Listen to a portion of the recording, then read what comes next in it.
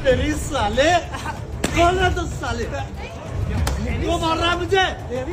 सनातन धर्म की जय हो, सनातन धर्म की जय हो रहा जूता फेंका फेंकी, ये चप्पल मारा मारी, ये उसी ने वो सिखाया समाज को। आप कहते हैं कि मुझे भगवान ने निर्देश दिया था इसलिए मेरा मन किया, अब जब पकड़ा गया तो जय सनातन, जय हिंदू धर्म, हिंदू की जय हो, ये नारा लगा रहा है।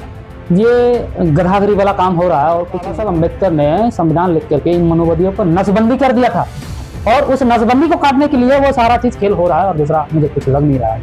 आपका MN वार्ता में आज मेरा इंटरव्यू लेने के लिए, और सभी बहुजनों को मैं जय मूल्यवासी, जय भारत, जय जवाहर के साथ अभिवादन करना चाहता हूँ।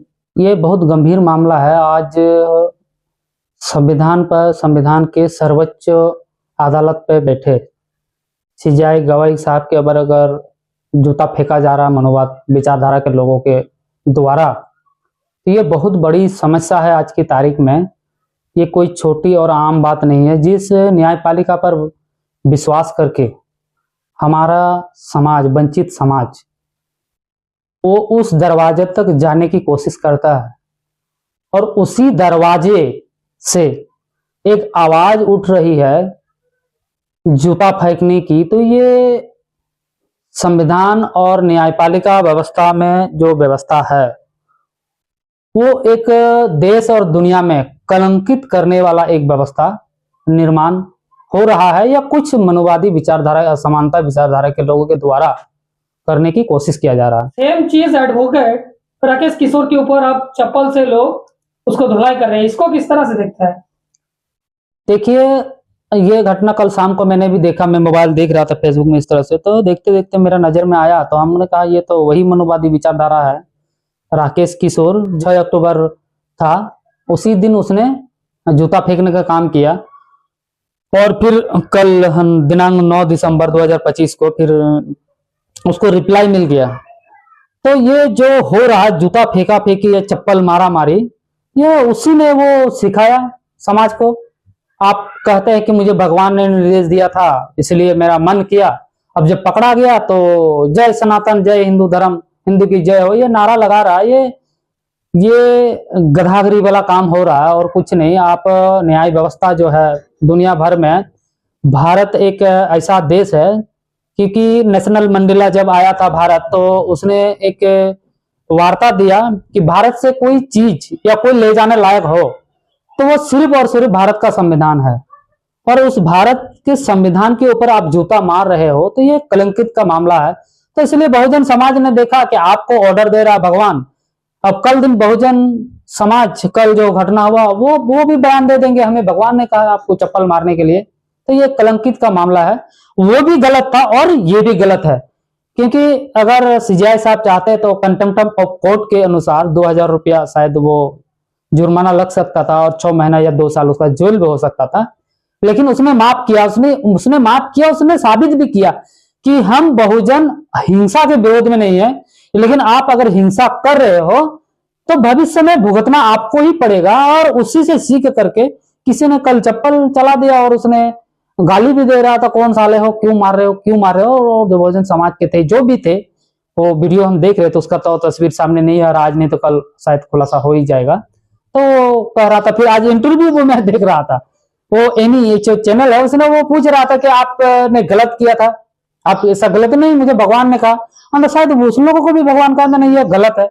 तो वो किसी को मारे तो मनोवादी विचारधारा के लोग, तो वो भगवान ने बोल दिया, और इसको अगर मारे तो वो गलत हो गया। तो इतिहास में भी ऐसा ही हुआ है। इन लोग जब किसी के ऊपर अत्याचार करता है तो वो कहता है कि शूद्र द राइजिंग, जो फिल्म निकला था, एक बच्चा ओम नमः शिवाय, ओम नमः शिवाय उच्चारण कर रहा था, उसका जीभ काट दिया गया, तो उसने कहा भगवान का अपमान हो गया। तो ये 26 जनवरी 1950 को बाबा साहब अम्बेडकर ने संविधान लिख करके इन मनोवादियों को नसबंदी कर दिया था, और उस नसबंदी को काटने के लिए वो सारा चीज खेल हो रहा है, और दूसरा मुझे कुछ लग नहीं रहा है।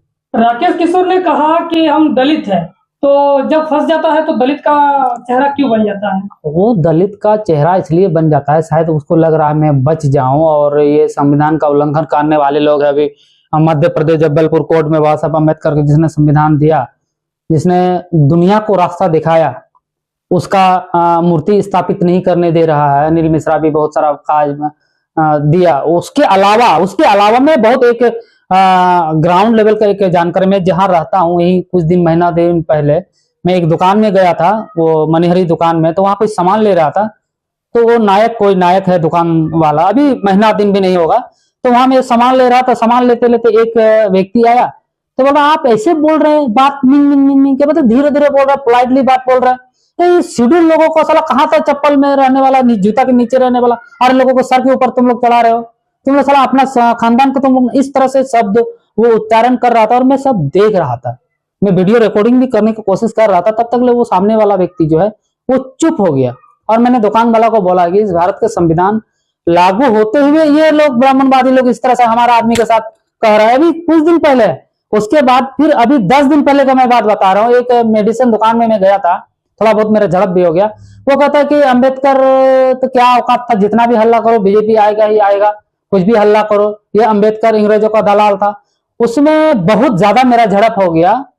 और थे हमारे बहुजन समाज के ही, लेकिन वो मनुवादी विचारधारा के थे। तो सोचिए मनुवादी विचारधारा हमारे बहुजन समाज के ऊपर कितना घोल दिया। और उसका मैंने कहा अगर बाबा साहब अम्बेडकर अगर 340 आर्टिकल धारा अगर नहीं लिखते तो आपका लड़की आज नहीं पढ़ता।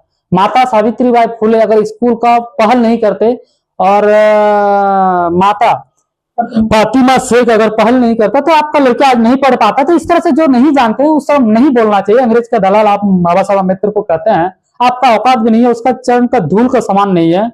और आप एक मेडिकल स्टोर चला रहे हैं और इस तरह से आप बयान दे रहे हैं आपका काम है बिजनेस करना। ये बिजनेस करने के लिए भी आपको अधिकार दिया आर्टिकल 19 में, काम करके खाओ, कहीं भी बिजनेस करो, कहीं भी संघ बनाओ, ये सारा अधिकार दिया। और ये अधिकार देते हुए भी अगर इस तरह का वो लोग बयान दे रहा है, राकेश किशोर वो कह रहा है, तो ये कहीं ना कहीं जाति व्यवस्था को ध्यान में रखकर सारे काम हो रहा है भारत में। और ये बहुत प्रचंड रूप में ये ले रहा है। लेकिन समाज भी आज जागृत हो रहा है, जवाब देने लायक बन रहा है समाज।